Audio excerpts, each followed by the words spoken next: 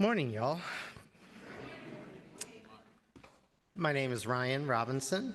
I'm the chair of your ministerial search committee. My pronouns are he, him. If you're here for the first time, thank you for joining us.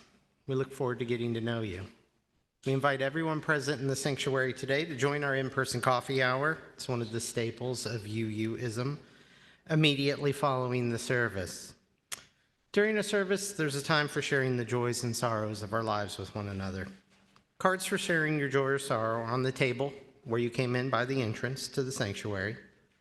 We ask that you pick them up and fill them out prior to that section of the service.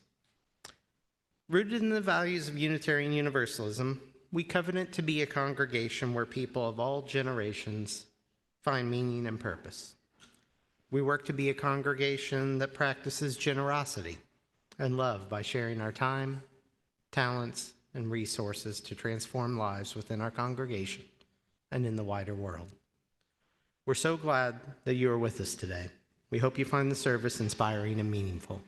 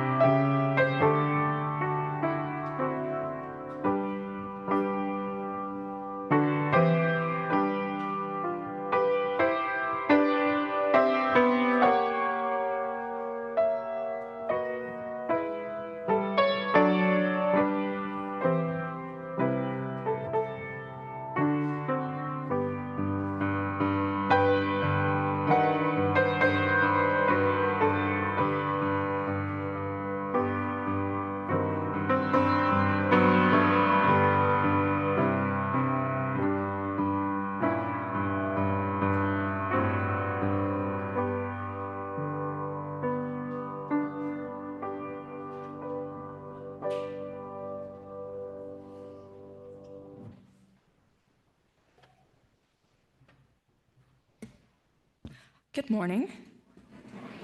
My name is Brittany Fukushima, and my pronouns are she and her, and I am honored to serve our congregation today as worship associate. A lit chalice is the symbol of our faith as Unitarian Universalists, not only inspiring hope, but igniting our will to build beloved community. I would now like to invite David Culp to light our chalice. As we light our chalice in the sanctuary, I invite those on Zoom to light a chalice or a candle and to type your location in the chat. Our chalice lighting and opening words today are by Dr. Martin Luther King, Jr. We must all learn to live together as brothers, or we will all perish together as fools.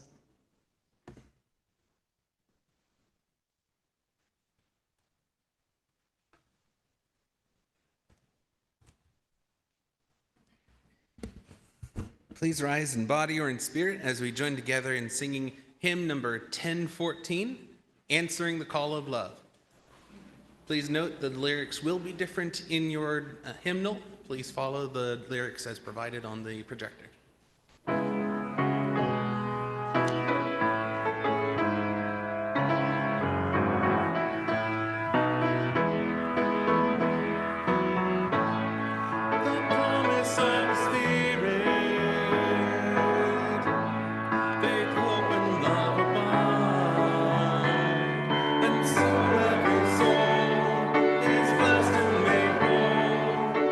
Truth in our hearts is our God.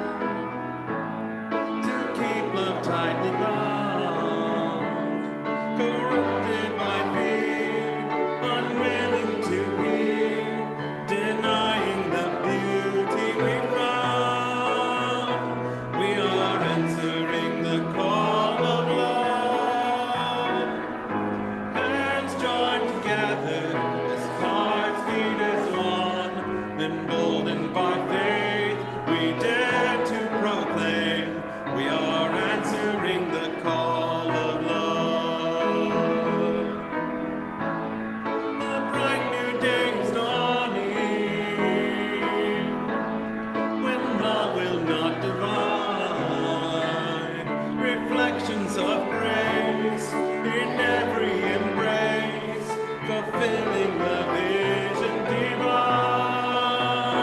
We are answering the call of love. Hands joined together as hearts beat as one, emboldened by faith, we dare to proclaim we are answering the call of love, answering the call of love.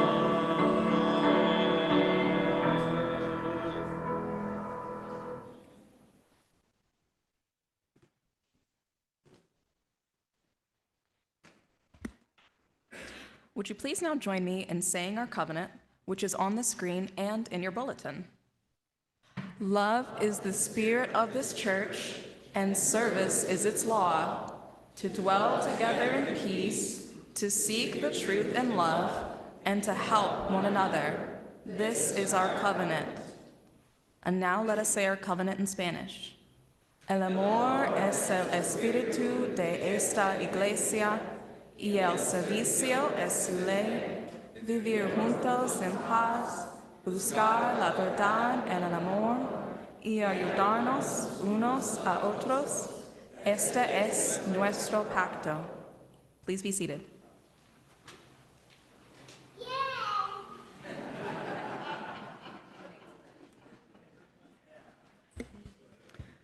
Good morning. My name is Maria Renner, and my pronouns are she and Aya. Our first announcement is that we have a Fine Arts Committee reception for artist Bob Dvorak at 1 p.m. in the sanctuary. Join us for light refreshments and a harp performance. Next, today after church, the Green Team and the Children's and Youth RE Council are hosting a clothing swap in the Commons. Bring up to 15 gently used items to swap. There will also be a free-for-all table for leftover items. Clothing swaps are a great way to reduce our environmental footprint and save money. If you aren't ready to participate today, feel free to stop by and ask questions, as we're planning to do different kinds of swaps in the future. Next, beginning on July 20th, UUI is offering a 3-session series called Responding to the Anti-Trans Movement. It will provide facts and action items and give tools to rebut the myths and propaganda. Find the registration link in the e-blast or scan the QR in the slideshow in the social hall.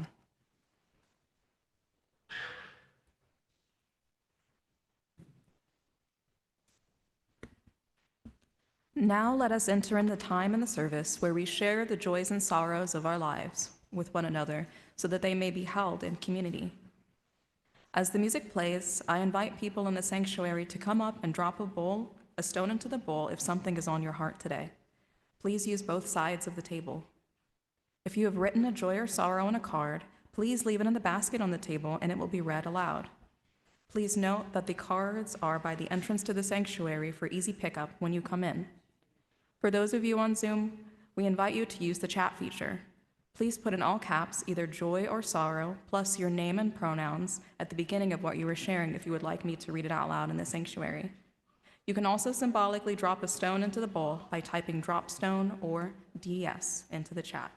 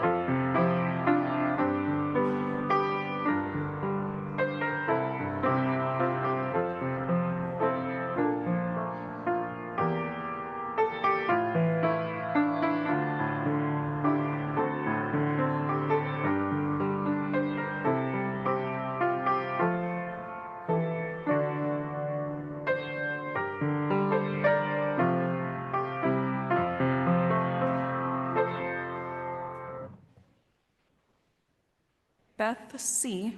shares a joy, holding my daughter Abby and husband Rob in anticipation of the birth of their first baby any day now.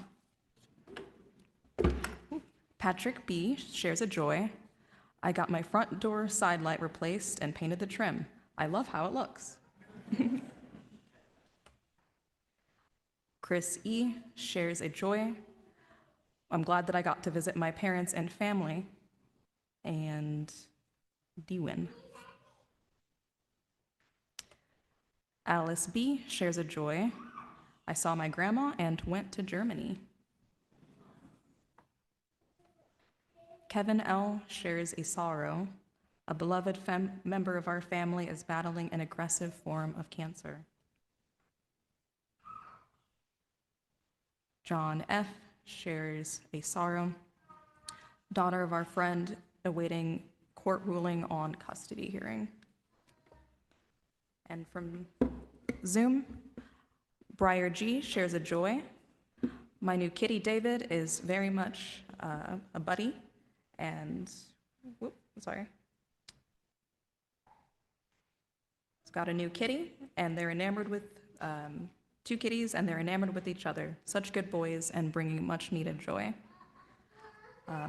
Eclipse A shares a sorrow, having a lot of anxiety about our government, especially after the reveal of concentration camps in the US. Currently ashamed to be an American. Though they may not be shared today, we know that there are many more joys and sorrows that remain in our hearts and in our minds. Let us pause now for a moment of prayer and meditation.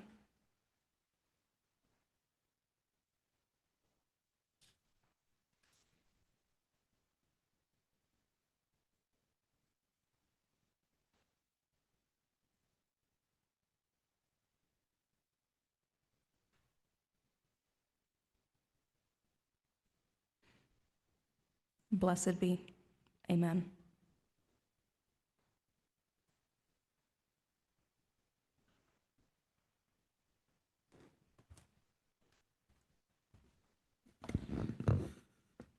We'll be singing together hymn number 1009, Meditation on Breathing.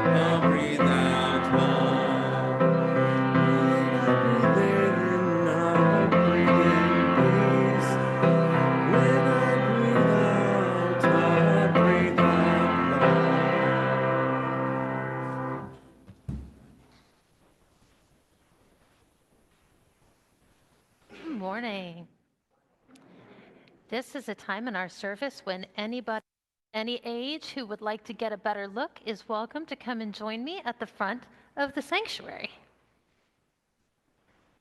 See, I've always got some takers. Yay.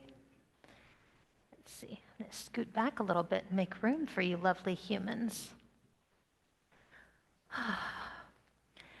So one of the most important things about JetPig. We've been talking about JetPig for what, a year and a half now? You did draw a JetPig, just today you did. And JetPig is this, if you don't know, this amazing young UU pig who flies around with a jetpack on their back, living out the UU values and kind of exploring how to do that in the world. And JetPig's initials stand for our 6 UU values of justice, equity, transformation, pluralism, interdependence, and generosity.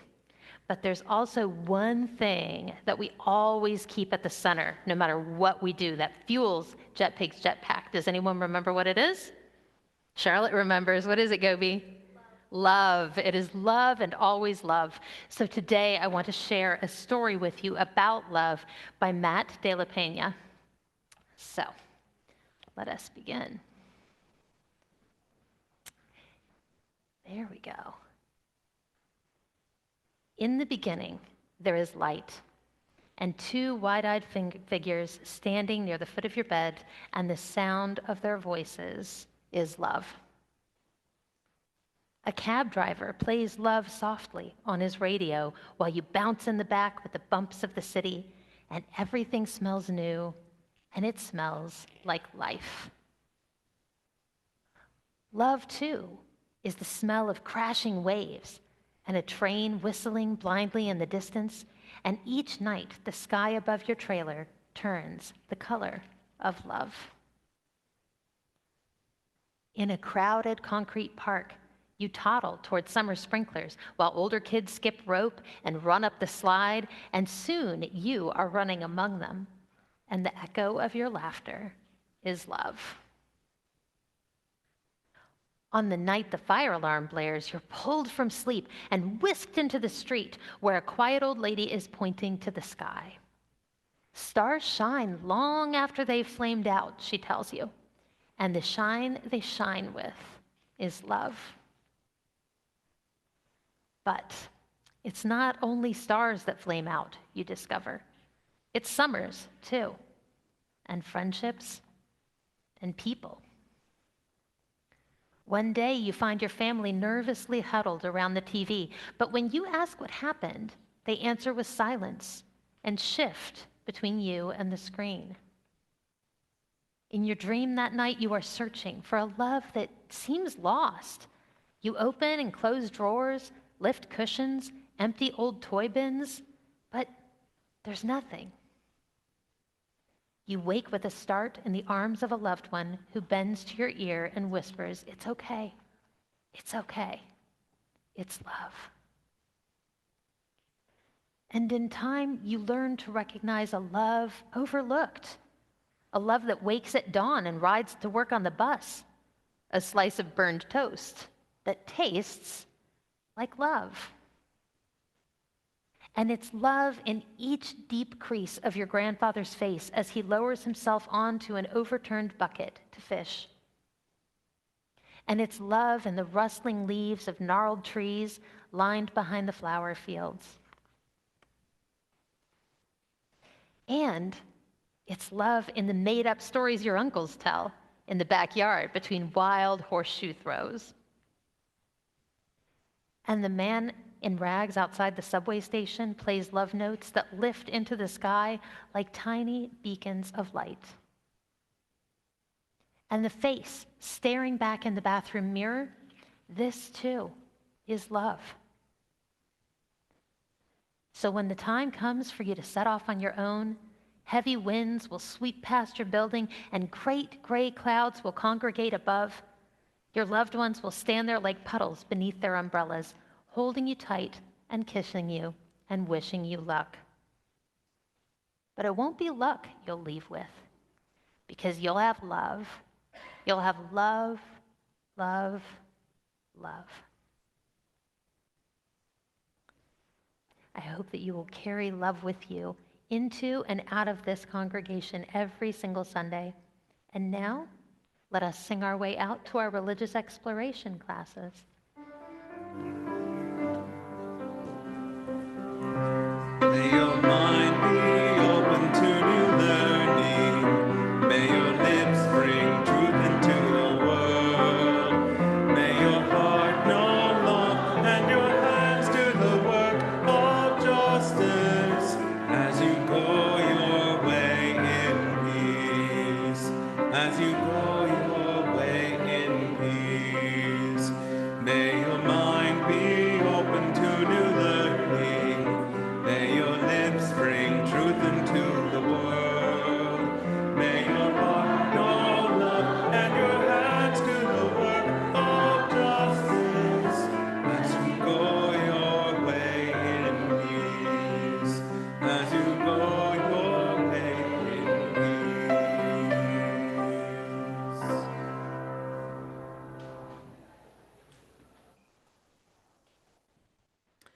We are very excited to have guest speaker, Reverend Richard Brendan, back with us today.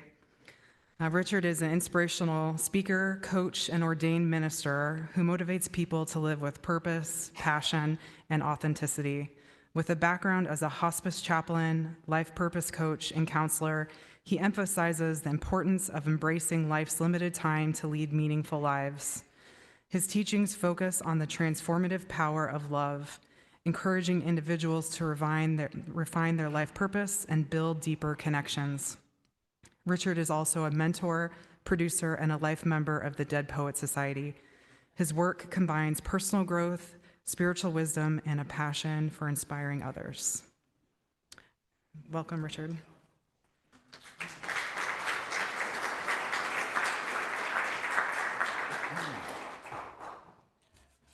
I'm going to set this right there, I think. I always have memories when I come back here, having been involved with this congregation many years ago and coming for a lot of different events. I couldn't help remember since I was here last, one of the people that we brought here to Indianapolis, and again, we rented out this beautiful space, was Ocean Robbins, who I've long followed his work, but I mostly followed his dad's work, John Robbins. He was the very first guest on my radio show. After 20-some years radio show, I ended that. Diet for a New America was his groundbreaking book. And John has recently passed, to many of the world's shock. I think a lot of us didn't know he was that sick or ill. And it was just very touching for all of us around the world to watch Ocean share that news, share his heart, such vulnerability and tears flowing out, because they were not only father son, they were like best friends. And they all lived in the same house together in Santa Cruz, California, a real funky environmental house and all of that. So, but Ocean was here. He did a lot of great work with kids. My pronouns are he and him. There's a lot going on in our world. I guess that's not a shock, right? Everything unfolding. Now more than ever, we need our faith communities to inspire one another, to build up hope with one another, not to succumb to fear, because that's what they would like to see, those who are representing things that we don't jive with at all. And actually, I never thought in my lifetime I would live in my country going through what we're going through right now. So it's serious business, but so are we. We're serious about love. We're serious about justice. We're serious about inclusion. I wrote this, and I might have shared this with Maria, but I just wanted to open it up with this. More than ever, we need inclusive communities that foster mutual respect, understanding, and a sense of belonging for all as we rediscover the size and strength of our hearts, our steadiness in purpose. We choose to love and honor the dignity and inherent worth of every human being. In the midst of fear, may we choose to boldly stand for love and shine our great light in this world. That's been my prayer every day as I go out to the rallies, like probably many of you have as well. So before I share a story and then the message I wanted to give you today, I'll set this down again. I'm juggling this up here. Okay. We the People came because I was listening to an archived interview on my website that I did with Parker J. Palmer. I've always loved Parker, one of the nicest guys in the world, still kicking, late in his life in Madison, Wisconsin, wrote a lot of beautiful books, but he wrote a wonderful book years ago that is timely now about democracy. And over again in that interview, he keeps sharing we the people, we the people. And so I was reminded of the preamble of our Constitution. It's good that we remind ourselves of the Constitution these days. We the people of the United States, in order to form a more perfect union, establish justice, ensure domestic tranquility, provide for the common defense, promote the general welfare, and secure the blessings of liberty to ourselves and our posterity, do ordain and establish this Constitution of the United States of America. This Constitution is under attack like never before. Albert Einstein said the world will not be destroyed by those who do evil, but by those who watch them without doing anything. And that really touched my heart in such a deep and profound way. And I thought about not so much how we got here. I think a lot of us have a sense of that. Racism, for example, has been with us from day one, it seems like. But I kind of grew up in a non-church environment. We didn't go anywhere. And I might have shared this before, but we had 20 acres of woods behind our house. And I was a pantheist before I even knew what that meant. And I just loved nature. And without even being told, I just felt the divine, God. I'm not sure what I called it when I was a little boy, but I felt that presence wherever I went, whether it be the pond or the grove of evergreen trees or the tree forts I must have built, maybe 3 of them. My dad helped me with one. That was kind of cool. But I just grew up loving nature. And I grew up like loving one another. And I could never understand why we don't feel that way. And I remember years and years ago when I was a little boy, those of you who are old, remember Huntley Brinkley on NBC News? And they would always give the statistics of the casualties in Vietnam. And I remember watching that, which is quite odd. So I've accepted I was an odd little boy. But quite odd, waiting for those statistics. And they shared them. And I remember going into my room. I still have a globe. I've always been into globes or maps, and now I have a globe in my office. But I had a map of the world on my wall, and I remember putting my little hand, wasn't consciously praying or blessing or anything. I just put my hand on Vietnam. And I guess I've been this way ever since, which is why I'm still floored that we live in a country that isn't inclusive. And it reminded me a story that I often share. It's one of my favorite stories. But it's about a rabbi giving instruction to a classroom of children. And he asked him this question: how do you know the night is over and the day has come? A little boy raised his hand and said, Rabbi, you know the night is over and the day has come when you can tell the difference between a horse and a donkey. The rabbi smiled, acknowledged the response, repeated the question. Little girl raised her hand. Rabbi, you know the night is over and the day has come when you can tell the difference between an apple tree and a pear tree. Rabbi smiled, acknowledged the response. And this time the rabbi got really quiet, looked into all of their eyes, because our eyes are the window to the soul. And the rabbi said this: you know the night is over and the day has come when you can look into the eyes of any human being and there see your brother or your sister. For you do not see your brother or your sister, the night is not over and the day is yet to come. I have still to this day, and I'm not naive, an incredibly hard time why we can't do that. I just left a meeting where Chris Paulson, who's head of Indiana Youth Group, was at, and we'd share a little bit. Her and her wife talked about the things that they're doing on the front lines. But it's everywhere. It's that, it's racism, it's the environment, democracy, on and on and on. In Micah chapter 6, verse 8, it's an Old Testament passage, it says this: He has shown you, O mortal, what is good. And what does the Lord require of you but to do justice and to love kindness and to walk humbly with your God? I share that wherever I go and speak because there have been so many Christians who thought the person in the White House was God's chosen. I've learned now not to vomit when I say that, because that would be very embarrassing if I vomited up here. But it never made sense to me. What? Love one another is found 13 times in the New Testament. When God said love your neighbor, he knew your neighbor would act, look, believe, and love differently than you. It's kind of the whole point. So, once again, inclusive communities are essential to fostering environments where all individuals can thrive. Greg Boyle, I've been reading his new book. It came out last year, founder of Homeboy Industries. He worked with gangs for almost close to 30 years now in LA. He speaks around the world now, Father Greg Boyle. But he talks about creating a cherished belonging, a community of cherished belonging. And it gives me great comfort and joy to know that you all are doing that day in and day out here. And there are many other faith communities that are as well. We need now more than ever to be hanging out that shingle, you belong here.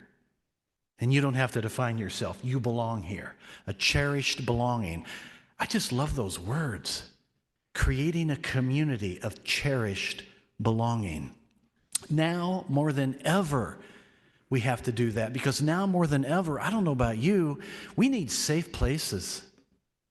Doesn't feel safe to be out in the world right now. Doesn't feel safe when you're a transgender or a gay kid, boy or girl, or if you're a different colored of skin. Now that we know people are not violent, that are being picked up by the Gestapo, they're being pulled out of schools, being pulled out of work, being pulled out of churches. I said, you know that. If you're on the news even a little bit, and that's all I'm on the news now, but if you're on social media, we've seen the videos. And yet my mouth continues to drop open. What can I do? I keep asking, what can I do? What's my role? They create space where people from various backgrounds feel valued and understood. When we value and foster diversity, we create stronger, more resilient communities. We have each other's back. I remember when the election happened, and there's already talk about the possibility of marriage equality, and two of my dearest friends, and I still rent my house for them, Joe and Roy, reached out to me and shared some fear. And I, like so many other people have done, I said, man, I got your back. It doesn't matter what happened. I got your back. We got each other's back. We're going to be there for one another. We're not going to stand for this. We're going to rise up and not fall down. Rise up and not fall down. We're not going to be broken down. We're going to be broken open. Even with the grief and the injustice we're seeing, we're going to allow that to open up our hearts. That's what Buddha would want. That's what Jesus is calling for, by the way. Dr. Martin Luther King, I want to share a quote, another quote I think I had with me. I'll try not to. I don't want this to spill up here. If I find it, I'll read it. Okay, I guess I can't find it on my stuff right here. But it was a great quote. He's very quotable, by the way. If you don't know Dr. Martin Luther King, he's a good guy to know. But it was basically about criticizing systems and not people. And it made so much sense to me. We need to be focusing on the systems, not the name calling and the people, because all that does, we've heard the term anger begets anger. That is so true. So every time I do a No King March or whatever, and there's a protest going to be taking place this Thursday at State House from 12 to 3, a good trouble protest, I'll be there. We have to go with hearts of love. We can't go with hearts of anger, because that will accomplish nothing. King knew that. Gandhi knew that. They both knew it because of Jesus. I call him Jesus the Jesuit. He was a radical revolutionary. The church milked him down. That's not the Jesus I follow. The one I follow is very radical and very inclusive and loves everybody, baby. Everybody's invited to the dance. Everybody's invited to the party. Why more people can't see that, I have no idea, but I believe they are. I'm standing up here, talk to a lot of different groups and people. I believe this love revolution has been and is unfolding in this country. And we are and will continue to be a part of that. Dr. Martin Luther King Jr. referred to this as the beloved community, a concept rooted in the biblical notion of agape love. Some see it as a foretaste of the kingdom of God, where love, justice, and peace reign, where all people live in harmony with one another and God. King espoused this vision, seeking to create a society where God's will is done on earth as it is in heaven. And by God, that can be the divine, that can be source, that can be whatever floats your boat. Speak at a lot of Unitarian churches. And I just love the interfaith movement that I'm a part of as well. I love the different beliefs we have. And yet we all have that namaste experience, that spark of the divine in me recognizes and honors that spark of the divine with you. We need to be having that. And this time we need to be having all of this drop from our head, which is simply knowledge but let it drop into your heart, which is illumination. And it's only illumination that will change lives, not head knowledge. Everybody has that. In his book, The Naked Now, Learning to See as a Mystic See, Richard Rohr has an interesting take on alternative consciousness. He writes, Jesus' primary metaphor for this new consciousness was kingdom of God. He is not talking about a place or an afterlife, but a way of seeing and thinking now. The kingdom of God is the naked now. The world without human kingdoms, ethnic communities, national boundaries, or social identifications. Then he goes on to say, that is about as subversive and universalist as you can get. But don't think about it too much. It will surely change your politics and your pocketbook. Because now we want to care for one another. We want to reach out for one another. And I'm starting to collect stories of that happening. And I'm tired of constantly seeing the horrendous stuff. I know it's taking place. It's going to continue to take place. But I'm reading stories where people are pulling together their finances to help a family in need that the government can't help anymore because all these programs are being taken away. People are helping people. We the people. That's the answer. Now more than ever. The beauty of that, in some way, it wakes us up out of a slumber or a sleep that many have been having for many years. And we're finally waking up to what's really going on, and that's a good thing. It's a good thing to feel that your heart's broken because now you're living. Now you're feeling it, man. That's empathy. That's compassion. That's what we need. He goes on to say, healthy religion is always about seeing and knowing something now, which demands a transformation of consciousness on my part today, not moral gymnastics or heroic willpower to earn a prize later. Reminded me of two experiences that I had. One was my junior year, I believe, at Purdue University. It was a bad winter, back when we had bad winters, back in the days of 77, 78. And Al Chiskin was my professor. I used to have a slide. I forgot to send slides, his photo. He was professor of biology. And I took biology as an elective for 2 semesters like a lot of people. And he was very entertaining. A class of 600 students. Me and 2 buddies of mine often showed up late and sat in the back. And yes, we started to chat a little bit because after all, it was biology. Come on, that wasn't my major. And sometimes he'd bust us way down from the stage. You guys in the back, stop your talking. And we thought, how did he hear us? Well, then I got word that this biology professor, Al Chiskin, was doing research for Amnesty International on the physiological effects of torture on political prisoners. So I said, now I got to talk to that guy. At that time, I was studying King's life, Gandhi's life. I just heard something about Amnesty International. So long story short, I set a meeting with him. It's late in the afternoon. It's already dark. There's snow on the ground. It's cold. In what I thought would be maybe a 10-minute little, well, here's Amnesty, here's the website, and here's what I do, ended up being 2 hours of something I will never, ever forget because he wanted to share with me detail by detail why he got involved in Amnesty International. He said, I was a white, Jewish PhD from Princeton when I graduated in 1963. And I heard about what was going on in Montgomery, Alabama. And I decided I can be a bondsman.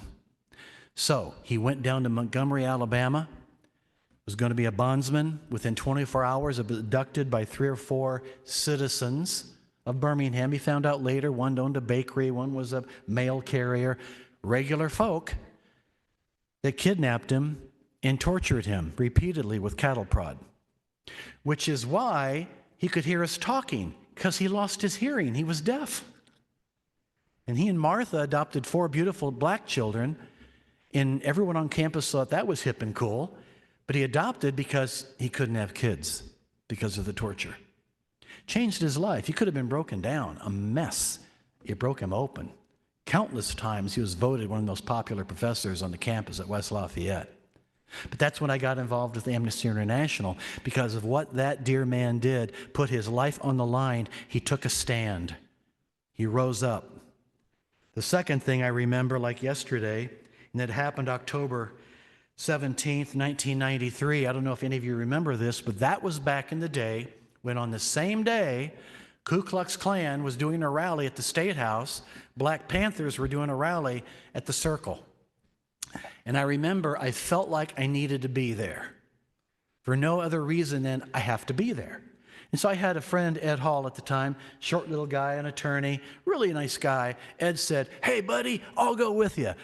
Okay, well, we're going down there. First of all, there's all kinds of helicopters in the sky. Federal marshals are everywhere, but this is way before 9/11. I mean, I went into the Klan rally by myself. Ed said, "I'll stay back and I'll pray." And I said, "Well, somebody needs to, thank you, but I have to be in there somehow." I wasn't thinking, I didn't care. Something inside said, I have to be there. I have to be a presence for that, to witness what's going on. I saw knives. I saw a couple guys with guns in their back. I mean, nobody checked. And the hateful rhetoric. And then I walked over to the Circle, and there was news media over there. The Black Panthers created that in response to the KKK. Now, neither one of those things have ever happened again in Annapolis, but if you Google it, you'll find some stories and photos of that day, October 17th, 1993. But what I was doing, I found out much later when I got into mystic poetry, was something Rumi said. And this is something all of you can do no matter where you go. Some of you are going to go back home. Some of you are going to go to the Safeway maybe. Some of you a drugstore. It doesn't matter where you're going. But Rumi says this: wherever you stand, be the soul of that place. Wherever you stand, and you can stand when you sit, right? Wherever you stand, you be the soul of that place. And so I've tried to discipline myself a little bit more, that when I go into a store, as an example, besides the item I might have written down to get, I try to be more aware of what's going around me.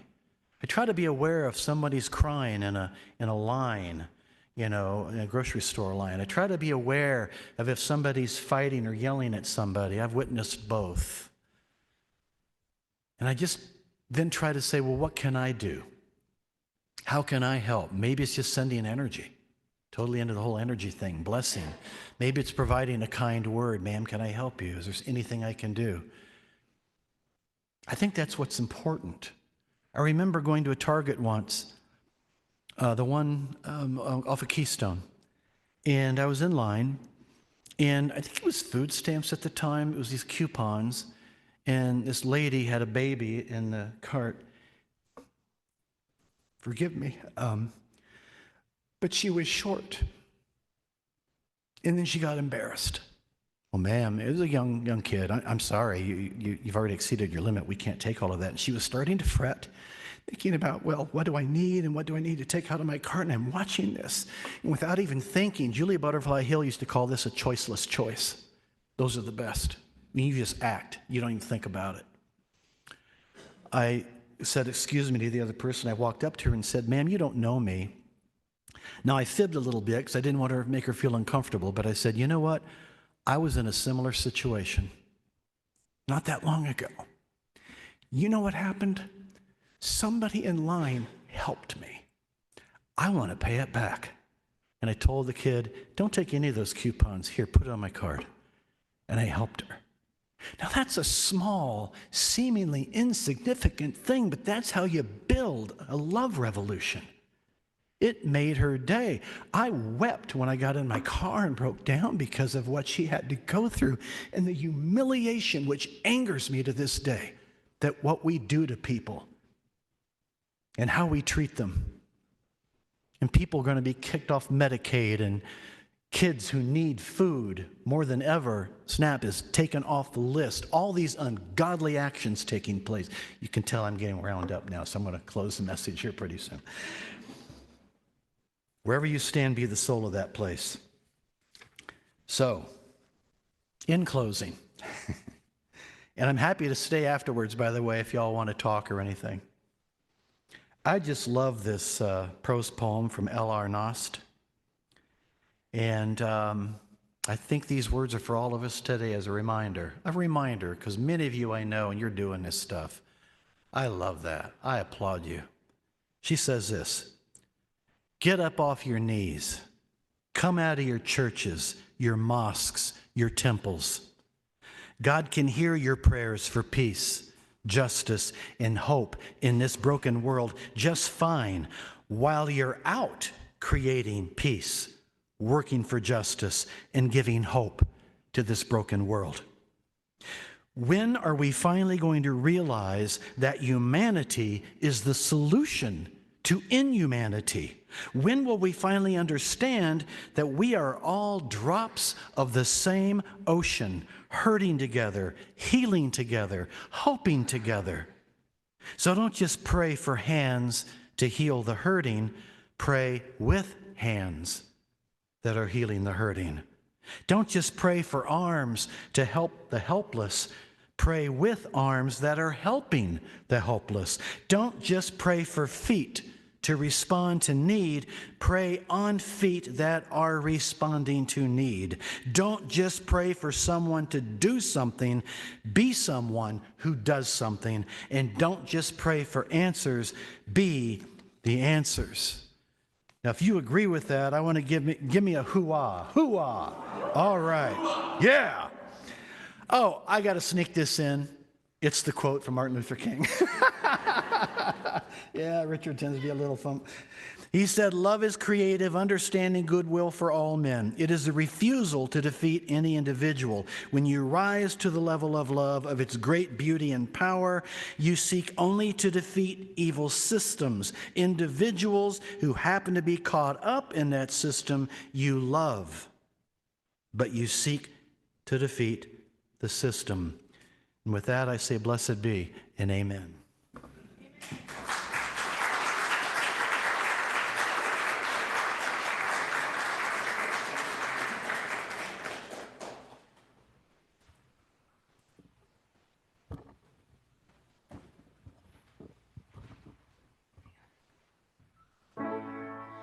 Don't worry, mother, it'll be all right. And don't worry, sister, say your prayers and sleep tight. And it'll be fine, lover of mine. It'll be just fine. And lend your voices only to sounds of freedom. No longer lend your strength to that which we wish to be free from. Fill your lives with love and bravery, and we shall lead a life uncommon. I've heard your anguish, I've heard your hearts cry out. We are tired, we are weary, but we aren't worn out. Set down your chains till only faith remains. Set down your chains and lend your voices only to sounds of freedom. No longer lend your strength to that which you wish to be free from. Fill your lives with love and bravery, and we shall lead a life uncommon. There are plenty of people who pray for peace, but if praying were enough, it would have come to be. Let your words enslave no one, and the heavens will hush themselves to hear our voices ring out clear with the sounds of freedom. Sounds of freedom.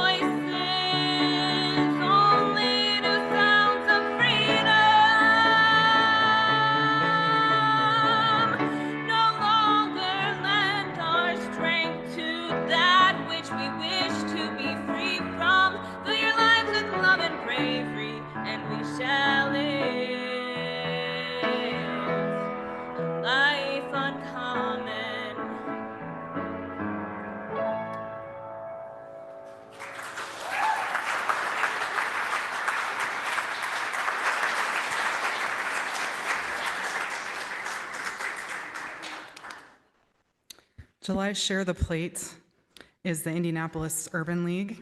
The mission of the Indianapolis Urban League is to empower African Americans and disadvantaged individuals to achieve social and economic equity and improved quality of living through programs, services, and advocacy in education, workforce development, and entrepreneurship, health, and housing. If you could donate now through the Share the Plate or on the screen, there's some information for how to do that electronically.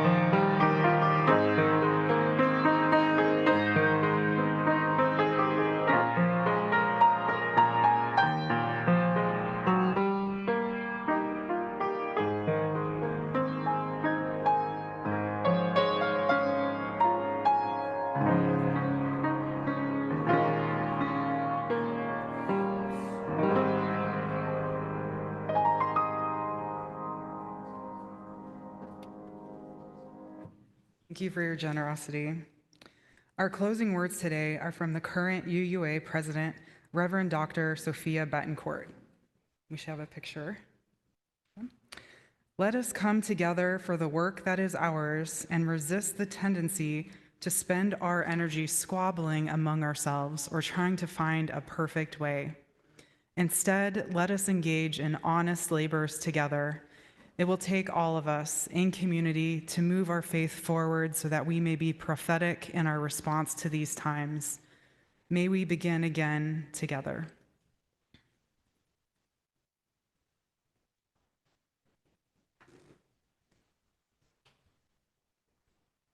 Please rise in body and spirit as we join together in singing a hymn not in your hymnal.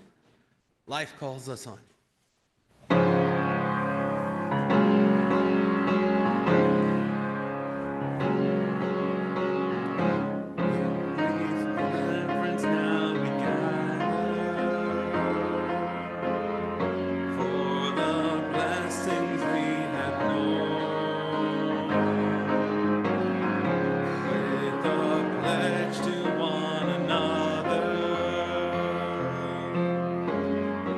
We